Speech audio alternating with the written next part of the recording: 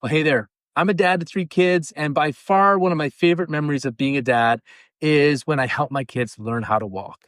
You know, those early days when they would kind of just hold onto your hands and you kind of hold them up and you direct them as they kind of stomp wherever it is that you lead them. The funny thing is truthfully, in those early days, they really didn't have the strength and the skills to walk on their own at all.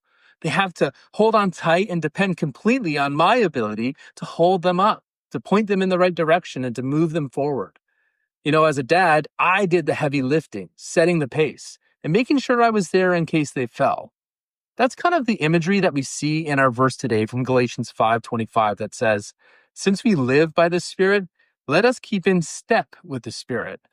You know, at the Last Supper, Jesus told his disciples that he's going to be leaving soon, but they didn't need to worry because he would be leaving, but the Father would be sending another helper, the Holy Spirit. He was to come next. And the Spirit would come and fill his followers from within. And the work of Jesus would continue through the lives of every believer on earth.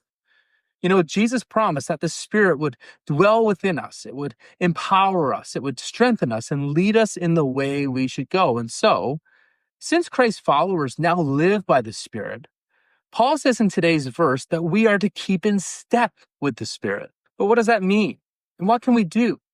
Well, much like my little kids, it's really about depending, following, and trusting in Him who's eager to help us. This looks like reading and living by the scriptures, which were inspired by the Holy Spirit. It means seeking to be filled with the Holy Spirit and strengthening our connection with God.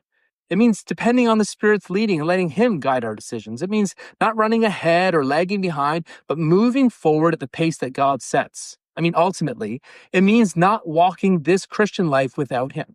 See, keeping in step with the Spirit means that He's in charge, and we live our lives in partnership with Him, following His lead and leaning on Him, trusting Him to completely hold on to us.